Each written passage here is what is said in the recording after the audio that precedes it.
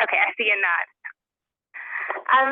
I have the pleasure of introducing our Roybal speaker today, Dr. Anna Maria Vranceanu. Dr. Vranceanu is a clinical psychologist and director of the Center for Health Outcomes and Interdisciplinary Research at Massachusetts General Hospital. She's also an associate professor of psychology at Harvard Medical School and the James and Elizabeth Gamble Endowed Chair co-director for MassGeneral Neurosciences. She conducts research at the intersection of psychology and medicine with a focus on the development, testing, and implementation of psychosocial interventions for patients, caregivers, and dyads across the disease trajectory in both hospital and community settings. She co-leads the lifespan track of the APA-approved MGH-HMS internship in clinical psychology and the NIA-funded MGH Bridge the Gap T32, the Enter for Minority Aging Research. With support from a NCCIH K24, she developed and runs a successful K-Club, which brings together interdisciplinary trainees and junior faculty who are either developing or executing career development awards. So I feel like I just read an entire mouthful of a lot of very impressive things. So to summarize, I'm very excited to hear your talk today, and thank you so much for joining us. Thank you so much, Talia, for the lovely introduction. Really excited and honored to be here to share my slides. So let's see.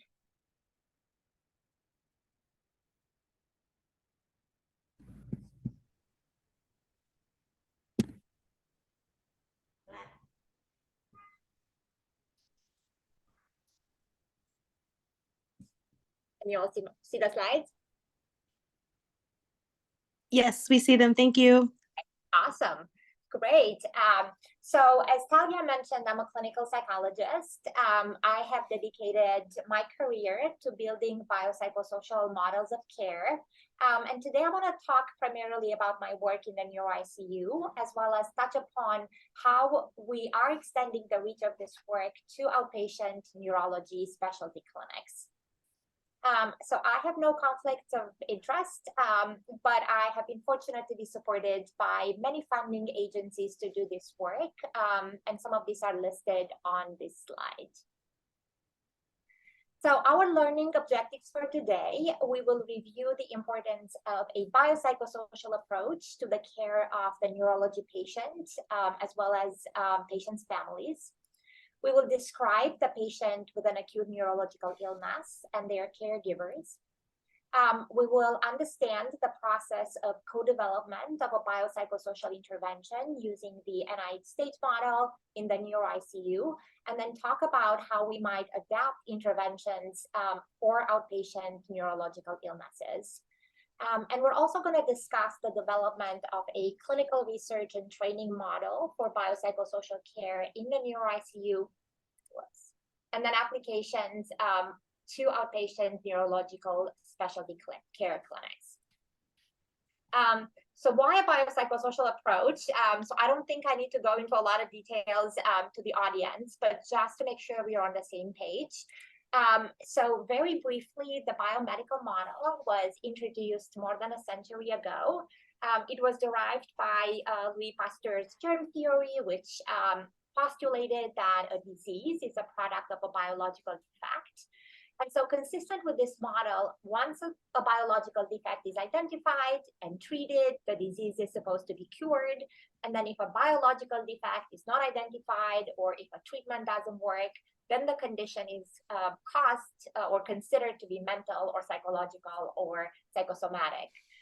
And this biomedical model was hugely successful at the beginning of the century, leading to decrease and elimination of many infectious diseases and saving many lives. However, the biomedical model doesn't really work outside of infectious diseases. So we don't have an antibiotic for cancer, for dementia, or for the majority of neurological illnesses.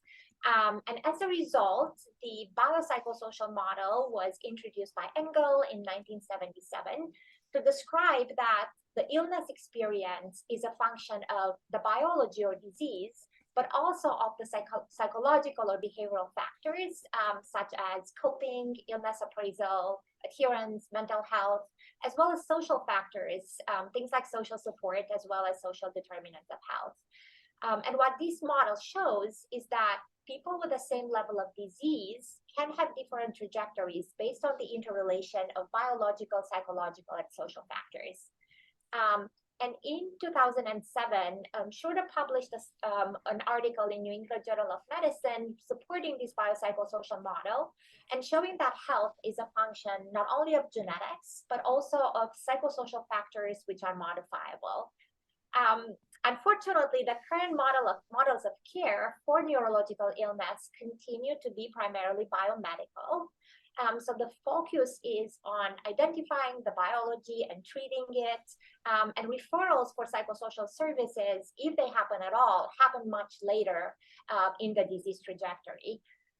And when we think about the biopsychosocial approach, employing this approach to the care of neurological illness from the moment of diagnosis to end of life represents an important opportunity to optimize recovery when recovery is possible, as well as support patients and caregivers with building and maintaining resiliency so that patients can live well and die well, and caregivers can adjust and maintain their well-being.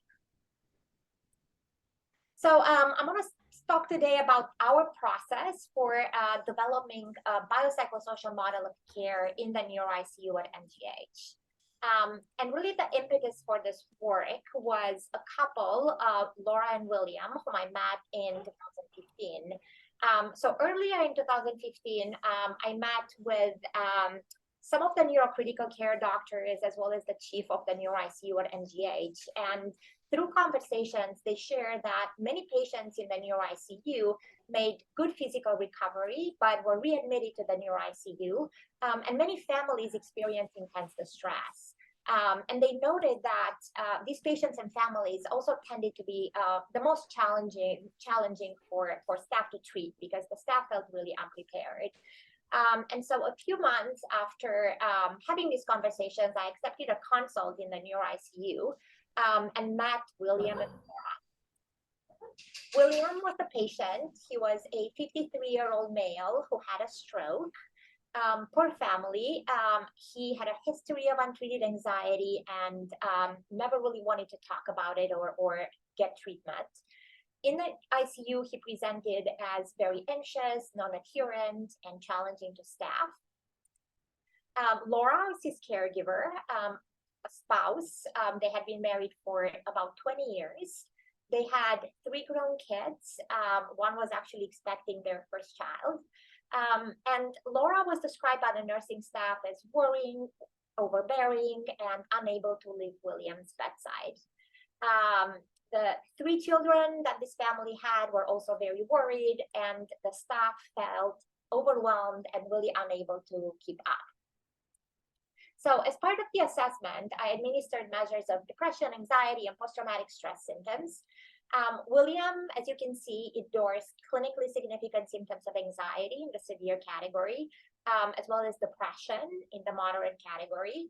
He had post-traumatic stress symptoms that were very mild, and this was consistent with his presentation. Laura endorsed no symptoms of anxiety or depression and very mild symptoms of post-traumatic stress. And further conversations with Laura and William revealed that William was confused and frustrated about why he had a stroke, why the stroke happened. He expressed many worries about stroke recurrence, about being a burden on his family, about not being able to help his son with his new baby. He had taken care of his parents and did not want to be a burden for his wife and his family.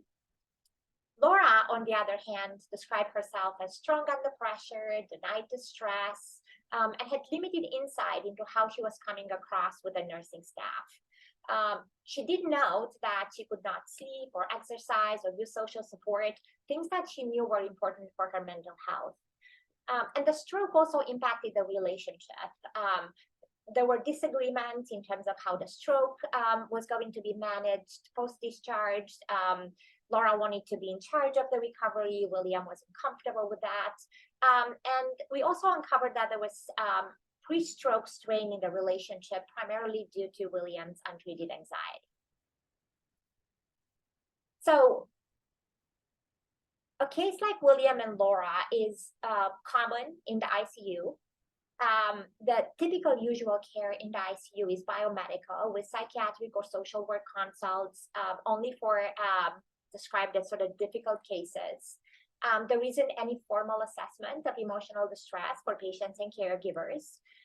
There isn't any formal treatment for emotional distress outside of prescription of SSRIs. Consults are typically very brief with referrals after discharge. Unfortunately, patients and families don't really follow up with these recommendations. There isn't continuity of care post Neuro-ICU stay. And really my conversations with neurocritical care docs reveal that really the goal of Neuro-ICU care is survivorship and discharge. And it's a win when a patient gets discharged and moves home. So what might be some challenges with this model of care? So some of the work that we've done and others have done showed that approximately 40% of patients and caregivers in the Neuro-ICU experience clinically significant anxiety. About 20 to 30% experience clinically significant depression, and about 15 to 20% experience post-traumatic stress symptoms. And these rates are similar to those observed in cancer, where biopsychosocial treated, these symptoms impact the recovery trajectory, increase readmission, as well as risk of death. And so with the current model of care, we're really missing an important opportunity to positively impact the recovery trajectory in both patients and caregivers. So how might we transition to a biopsychosocial model of care? So I'm going to talk a little bit about some of the things is to develop a compelling vision and secure buy-in from leadership and staff. And so for us, we were fortunate to have, but we needed to build relationship with the nursing team, with social work, with the rest of the critical care docs to really understand their perceptions and their needs. It's also important to develop a nuanced understanding of the problem you are trying to solve. So for us, we really needed to understand a little bit more about the psychosocial distress in the Neuro-ICU, including perceptions from patients and families. It's also important to secure seed funding. And for us, it was really, really important to develop a sustainable solution. So we wanted to develop a model that sticks. We didn't want to, come in, maybe secure some funding, do some research, and then go away, and really, not be able to have a model that is sustainable. And across everything, we really wanted to focus on building relationships, on understanding culture, and really being respectful of the rules and the expertise of those who were already providing care in the unit. So we first focused on building infrastructure and gathering resources. So as I mentioned, I was fortunate to have buy-in from the chief of the Neuro-ICU. And so we started by having weekly meetings with the nursing staff where we talked about their clinical cases and really got to know them personally. We attended huddles, rounds, and scheduled weekly meetings for clinical cases. We also had monthly meetings with the chief of the Neuro-ICU to share what we learned. We secured seed funding, including time for a clinical psychologist to provide care and really understand the patient population and really try out psychosocial skills to really see, what might work in this setting. And we also started to apply for small foundation grants to secure some funding for this research work. And so we were fortunate, we were able to get some funding to cover the effort of a research assistant as well as of a psychologist to conduct research for about a year. We also developed a rotation for psychology fellows to engage in clinical work with patients and families, as well as research. So really, from the beginning, we focused on combining clinical work, research, and training. And yes, we also included the neurocritical care fellows in our research as well. So in terms of research, when we looked for any interventions with efficacy in the Neuro-ICU, we really found only 3 large trials that had been conducted, including one multi-site one done in the UK, and they were all negative. And so we really decided to be very thoughtful and went back to stage 0 of the NIH stage model and really spent a lot of time trying to understand the problem and trying to think through what might work in this particular population. And so I'm not going to spend a lot of time talking about the NIH stage model or the science of behavioral change. We have a lot of sort of expertise here. But very, very briefly, the NIH stage model provides specific guidelines for the steps that one needs to take from an idea to implementation to maximize potency of the intervention, as well as ability to be implemented in routine care. And then science of behavioral change provide guidelines for identifying mechanisms for interventions, as well as thinking about how we might measure. We started our work in stage 0, and we wanted to understand whether emotional distress in the ICU maintains, worsens, or goes away after discharge by the patients and families who are most at risk, most in need for psychosocial interventions, so that we can prioritize them in research and treatment. And we also wanted to understand the targets for the intervention. And so we conducted a prospective study where we enrolled dyads in the Neuro-ICU within 1 week of hospitalization, and then follow them for 3 and 6 months. And we found that emotional distress at hospitalization tends to remain stable over time. It's really the strongest predictor of emotional distress over time. And we also found that resiliency factors of mindfulness and coping are important predictors of emotional distress longitudinally. And then we also looked at this sort of interdependence between patient and caregivers across time. And so we found evidence for that. So my distress as a patient impacts not only my distress over time, but also that of my caregiver and vice versa. So we took this information and we developed our conceptual model. And this is not the first version of the model, but I'm showing this one. It's the most up-to-date one. So our intervention, which I'm going to talk a little bit more about how we developed, is hypothesized to impact individual resiliency factors, as well as interpersonal resiliency factors. And through this treatment targets, it is hypothesized to improve individual as well as dyadic anxiety, depression, and post-traumatic stress, as well as more distally. Overall findings so far, so we have support for dyadic intervention, we have support for early intervention, we have support for our mechanistic targets of mindfulness, coping, dyadic interpersonal interactions. We have developed our infrastructure in the Neuro-ICU, and then we also identified several frameworks that we wanted to use to inform our interventions, such as the responsive framework of adaptation to acute illness, the resiliency framework, as well as dyadic coping models. So as set out to accomplish several goals that are consistent with the NIH stage model. So we wanted our intervention to be feasible, meaning that we wanted our dyads to sign up. We wanted the intervention to be credible. So we wanted dyads, we wanted the intervention to be acceptable. So we wanted our dyads to continue participating and finish the intervention.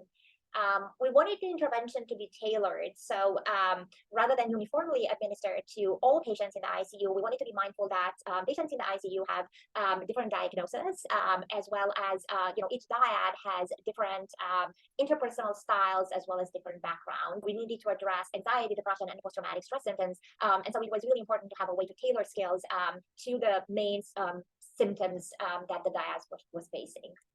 Of course, we wanted the intervention to be efficacious, to show improvable. We wanted the intervention to be effective, and we wanted eventually to have an intervention that can be scaled up and successfully disseminated. Stage 1A, we conducted qualitative interviews with 24 dyads. We also conducted focus groups with nurses.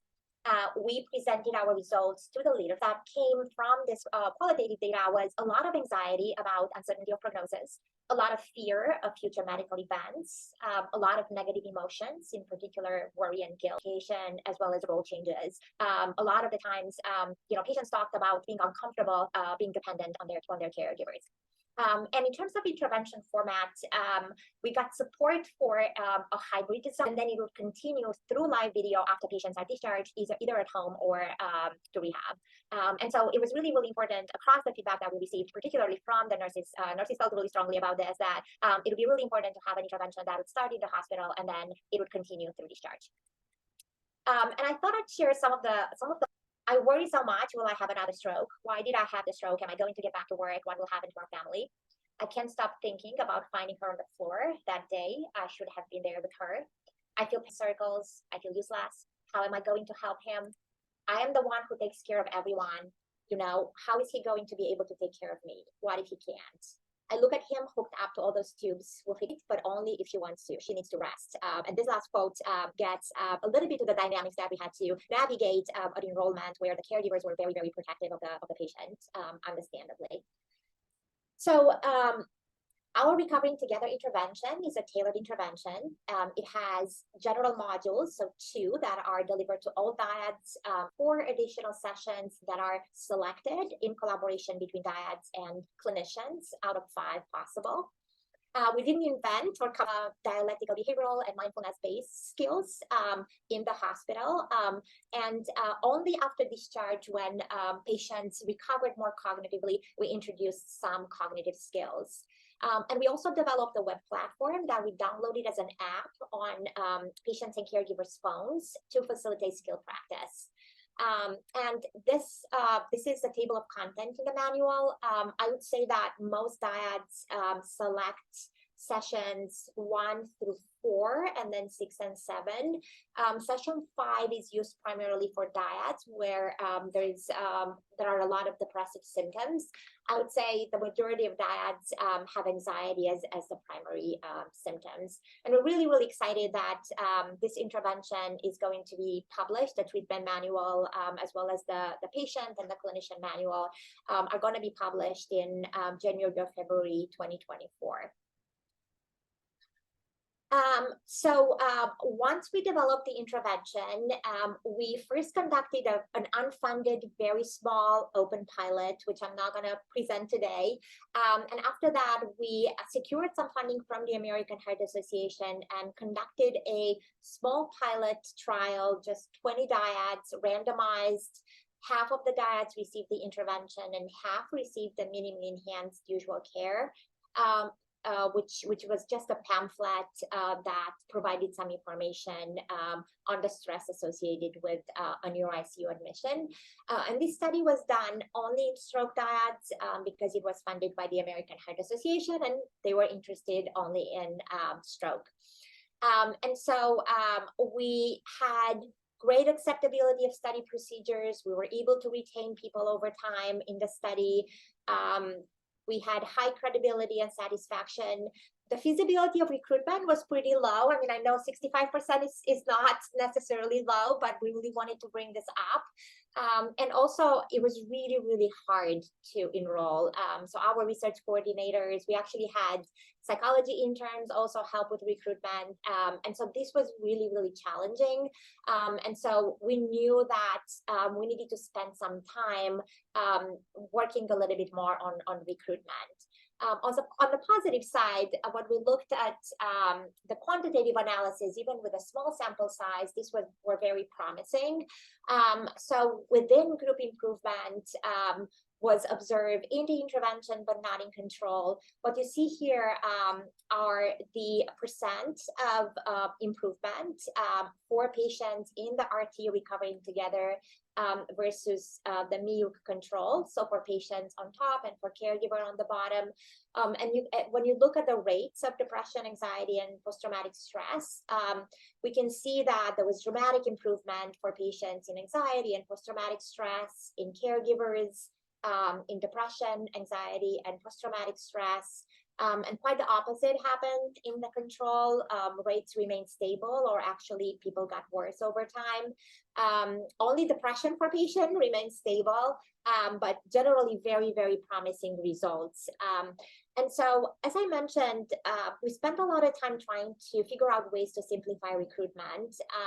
And so we went back and had a lot of conversations with nurses and identified 2 nurses to serve as nurse champions and really provide warm handoffs and refer patients to our studies. And we also developed a recruitment video. So we went back to some of the participants from this pilot and asked them to tell us anything they want about the study, and then recorded that. And in the video that we recorded, we were very careful to highlight the medical team and maybe a little bit less the psychology team, understanding that that in the Neuro-ICU are much more used to and familiar with the medical team rather than the psychology team. And we really wanted to show that we are united. So I'm going to try to play this video right now. Hopefully it works.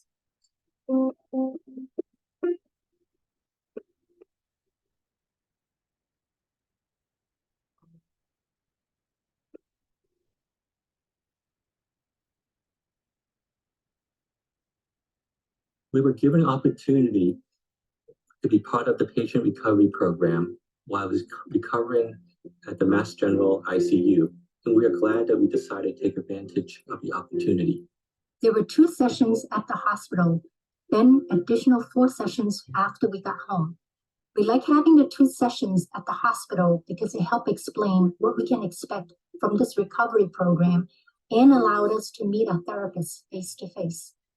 I benefited from the sessions in ICU by using some of the relaxation techniques. When I got released from the hospital to home, having regular scheduled sessions over several weeks was great. As patient and caregiver, the regular sessions gave us a way to communicate our expectations, feelings, and anxieties about my recovery through talking in the sessions and by doing some of the exercises recommended by the program. I like filling out the written questionnaire at the hospital. It helped bring up some perspective that I may not have thought of as part of the recovery of my husband and my role as a caregiver. I like that there was no drugs or travel involved. We participated in this program because doctors can sit there and they can tell you, the different things that put you at higher risk for having a stroke, but you never can really prepare for when it's going to happen. I think that the program was extremely helpful to my husband and I. My husband was having panic attacks, just thinking about, is it going to happen again? It's really helpful to participate in a program that teaches you skills to reduce that stress. We really feel like the skills that we learned really, really helped us in the recovery process. Recovery is only going to get so far if you can't take care of yourself as a caregiver, but then also take care of yourself as a survivor.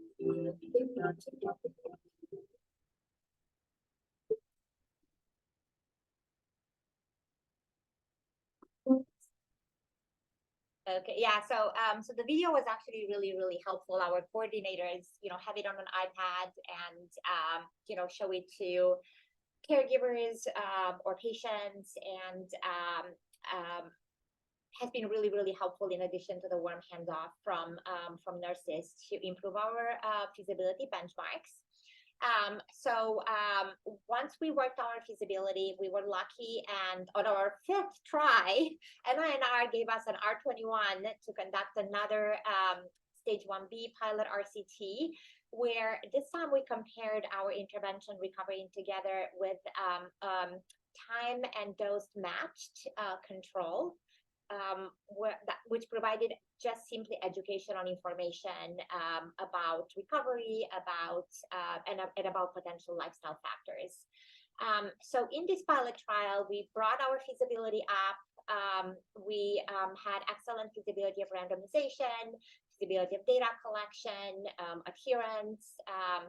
Fidelity was high, satisfaction was high, credibility and expectancy were high as well.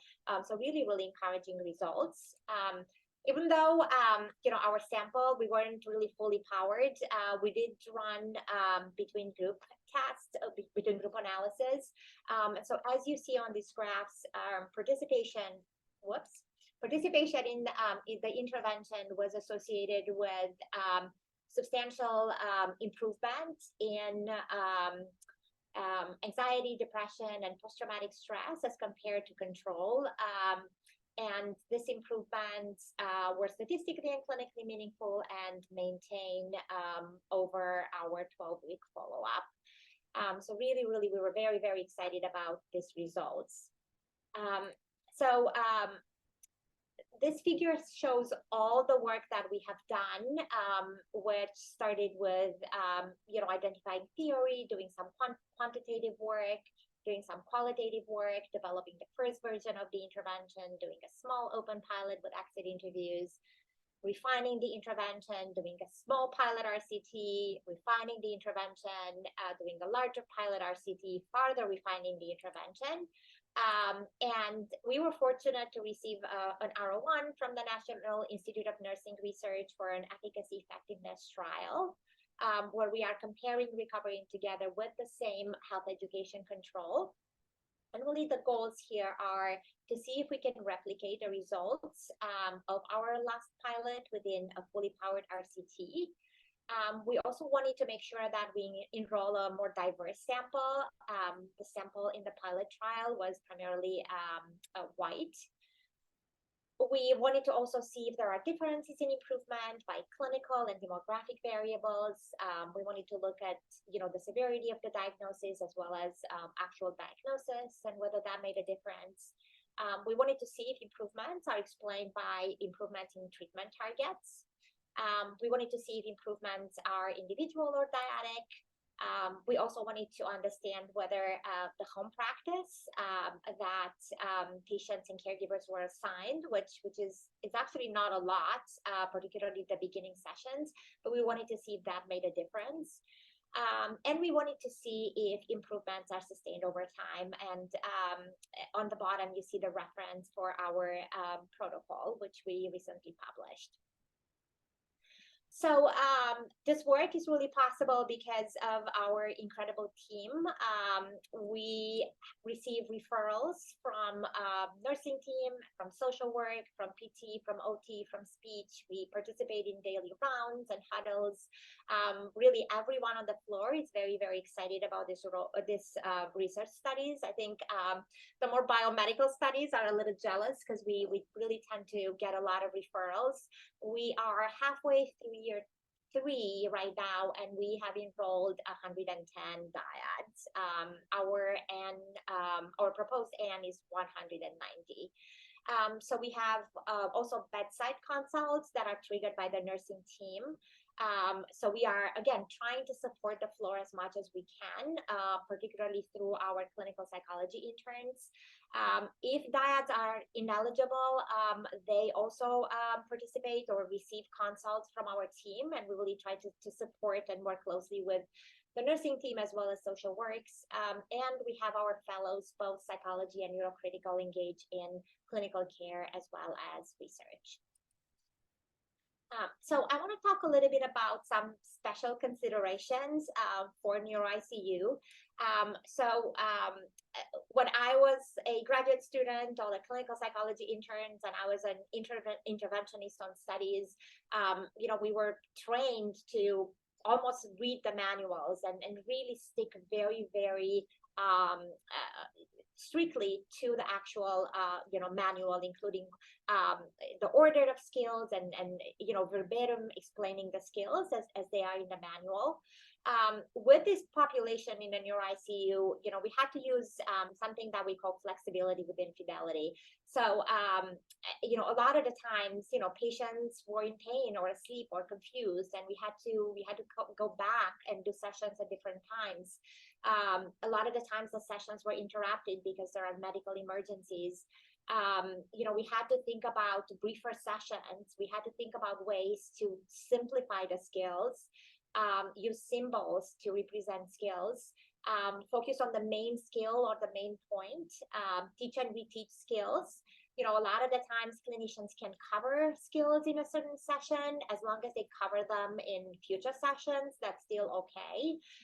And so we realized that, this is introducing some confounds, but this is really the only way we think that we are able to do this work in this, high acuity, high stress setting, the Neuro-ICU. So, of course, with Recovering Together, we are only helping a small number of patients.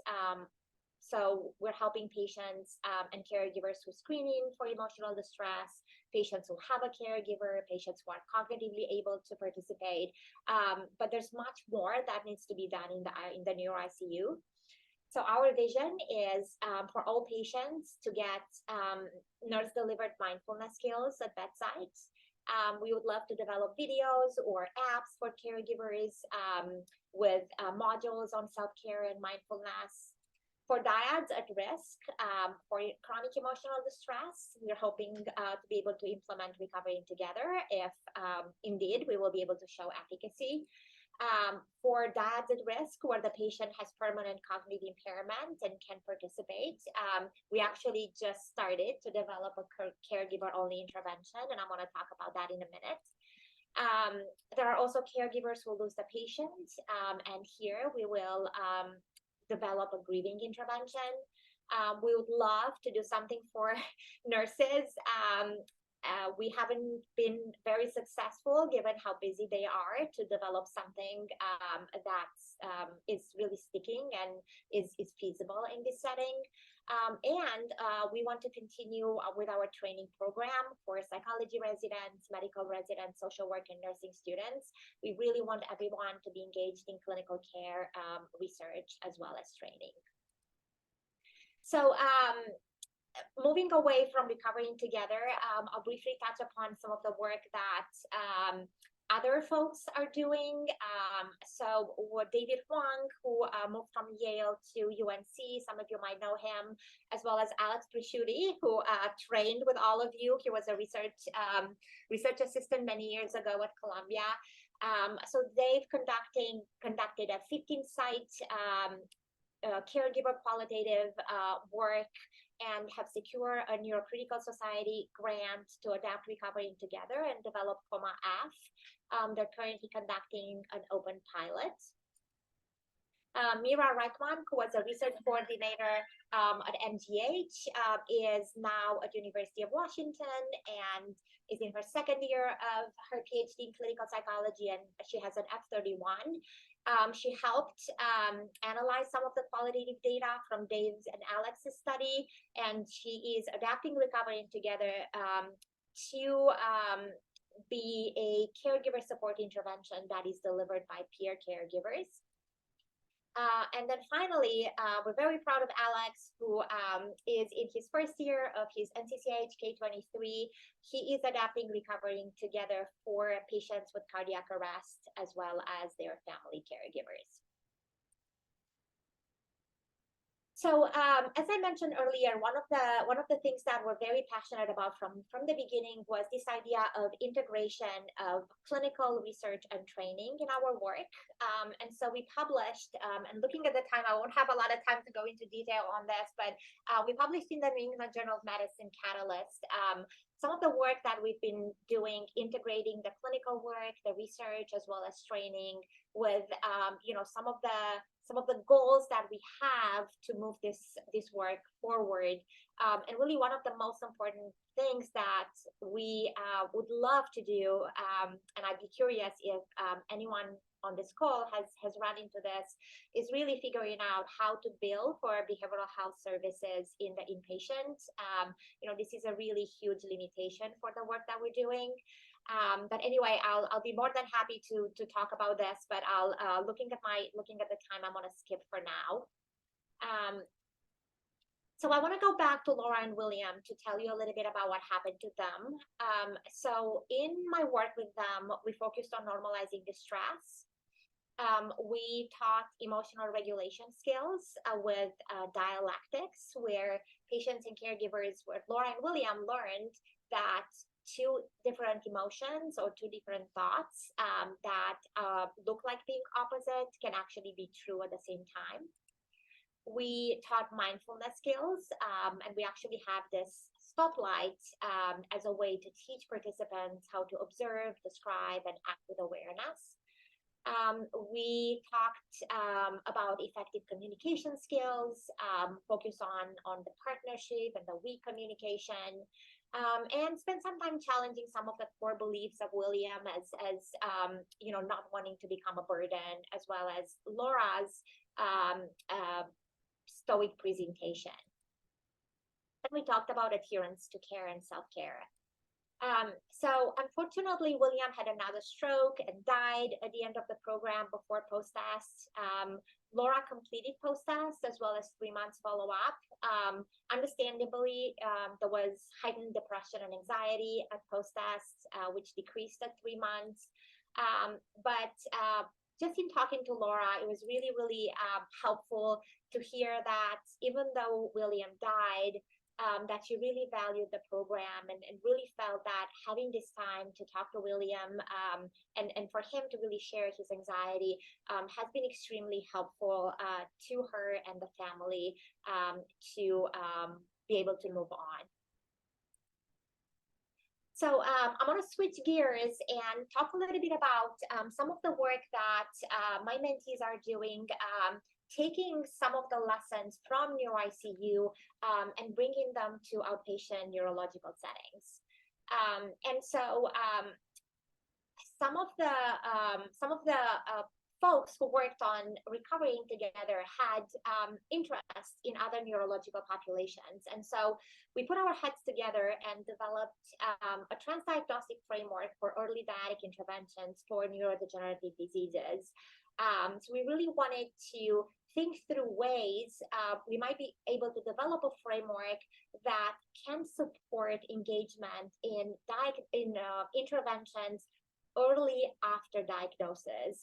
So historically, a lot of the sort of psychosocial support, when it's available, happens down the line when sometimes it's really too late for the patient to really be able to participate in the intervention. You know, when we're thinking about a diagnosis of dementia or Parkinson's or sometimes even MS. So we developed this framework that accounts for contextual factors, things like that, background and illness and external factors.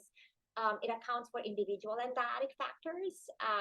And it really specifies that even though the intervention is delivered early after diagnosis, there needs to be additional touch points as symptom progresses or as patient's diagnosis changes, and there are transition points. So using this framework, Sarah Bannon is developing Resilient Together for dementia. So she is adapting Recovering Together for the unique needs of persons with an early diagnosis of dementia and their caregivers. We're fortunate to have Talia on her mentoring group. Christina Rash is doing this work in ALS with a Kornfeld Award. Evan Please is adapting Recovering Together for the unique needs of dyads in skilled nursing facilities. Again, we're very fortunate to work with Talia on this care award. And Hina Manglani is trying to do this work in patients with a recent diagnosis of MS and their family caregivers.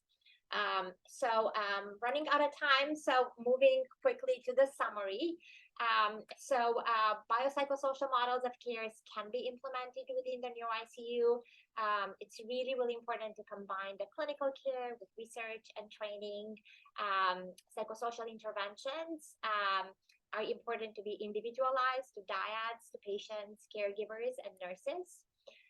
Psychosocial factors and care models are transdiagnostic across neurological illness, so we don't really have to reinvent the wheel.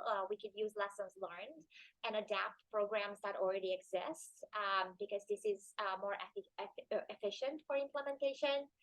And of course, I spent a lot of time thinking about what will it take to make biopsychosocial care usual care. And, you know, I think it takes vision, leadership, good science. I think it takes interdisciplinary partnerships and culture change at the level of institutions, payers, and the nation. I have this picture here primarily for junior investigators who are either starting their journey with securing funding or are, you know, maybe in a place where they're struggling. It's really, really hard work, but is very rewarding. And I'm going to end by thanking my team at the Center for Health Outcomes and Interdisciplinary Research. And thank you all for having me here today. And I'm gonna stop sharing screen so I can see everyone. Thank you.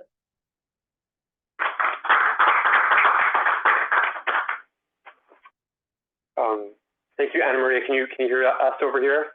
Yes, yes. Great. This is Ian, by the way. Thank you so much for joining us today. I know we've been trying to get together and have you come present to us for a long time, and it's so great to hear about the work that you're doing, portfolio of work, and the way you've gone about it in this really systematic way is very inspiring and aligned with a lot of our goals and interests that we're pursuing here through our Roybal Center and through our larger research center. So I'm really glad to collaboration between us. I want to make sure other people have a chance for questions, but I thought I would just get us started in just asking for a couple of details in terms of how do you, like, one of our big challenges is exactly the challenge that you guys had early on, which is how do you engage patients, even like during the hospitalization in particular, where you think there's this window of opportunity. And I know you guys came up with the video and it seemed like that worked, but just to go after people, which people to go to target? Like, did you guys select people that had distress in particular, or did you just go for all comers? If you just a sort of general approach that is, I know you mentioned that you guys are following an SOBC approach, and just wondering how you guys think about the mechanisms versus like what is the main outcome that you're trying to change. So there's a lot in there. Feel free to address any or all parts of those. This is I'm going to start with the first question. This is really, really hard, and I would say both for the R21 and the R01, I'm actually using more people than I have budgeted, so I'm really lucky that, I have an internship in clinical psychology. And so this is a rotation so that for every day we have one main clinician and one sort of secondary clinician, and they're on call. If we get a diet, they're going in. We have one research assistant every single day. We are lucky. We have amazing research assistants. Like, they are just unbelievable. And they go in, they screen on the medical record. We meet with the nurses. We have a couple of nurse champions who are really helping. We bring food every month. We have presentations. One of the things that the nurses really it was really important to them and they missed was, patients leave the ICU and they don't know what happens to them. And so they love when we actually go really well and we talk to them. So we really spend a lot of time building this relationship. But I do want to validate how hard it is. And I think we're able to do this work because we have interns, practicum students, and we're able to rebudget so that we do have a lot of research. The SOBC, we're not really using sort of fully the SOBC model. This is also partially, in terms of how NINR funding, worked out, because they really didn't care as much about the mechanisms. They care primarily about the outcomes. We're being very thoughtful about it right now in the R1, and actually after we got the R21, we added additional measures, even though they weren't part of the R21, to really try to get to to the mechanisms. We actually spent time reading the measures, like the actual items on the measure, and making sure that the way we teach the skills aligns with the measures, because we all know, mindfulness, for example, we have such bad measures of mindfulness. Like a lot of the times patients don't even understand what those are. And, for the measures that we're using the CAMs, we had to map the way we're teaching the mindfulness that we have with mechanisms is that because the measures are so poor, we're actually, we are improving these mechanisms, we just don't know how to capture them. And so we are, I think across all our, how to make sure that we're teaching the skills in a way that is sort of mapped onto, how we're measuring, both our outcomes and our mechanisms. So, I don't know if that was helpful, but that's what. It's a amazing answer. I also wanted to thank you for letting us know one of your grants you applied 5 times, because I think it's just really rare that's you have to just keep trying and be persistent. And I just love when senior people make that clear to more junior folks. Talia, go ahead. Thank you. That was such an amazing talk. It's always so inspiring to see how this work is built up over time. I kind of want to build on your comment about measuring mechanisms. This is also a huge thorn in my side. We don't do a good job, I think, of operationalizing something, and we don't really care about how the measure corresponds to our poorly defined mechanism. So I love to take it one step further, because mechanisms are already a little bit complicated at the individual level, but they're even worse at the dyad level, because it's, I think, not clear. Is it, me affecting my outcome, my partner affecting my outcome, something interactive, something about a discrepancy? What level is the mechanism operating? So I'm wondering if you can speak to sort of how you're thinking about the level at which these mechanisms. Yeah, so Talia, we definitely need you for that. I think that we're thinking both at the individual and at the sort of dyadic. So in mindfulness, we're teaching mindfulness to the patient and the caregiver. We're actually asking them to, if they can, to practice together. We do exercise, like our experiential exercises are, also for them together. We're asking them to remind each other, about, practicing. And then, as part of our, let's say the interpersonal communication, we talk a lot about regulating emotions before you engage in conversation. So, so I don't know if I'm getting to your question, but I think we're thinking about the skills both of, improving mindfulness in each individual, but, hopefully, because the two people are practicing the skills together and using the skills, that it's level, and it's hopefully going to be, higher than just the sum of the two. That makes sense? Yeah, no, it makes sense. I just think it's super interesting, right? Because it's like, are you teaching mindfulness to the individual, or are you also sort of teaching a dyadic process of practicing something together where you're learning to pay attention? 100%. Yeah, and I'd love to have some conversations with you, with you about that. Yes, definitely.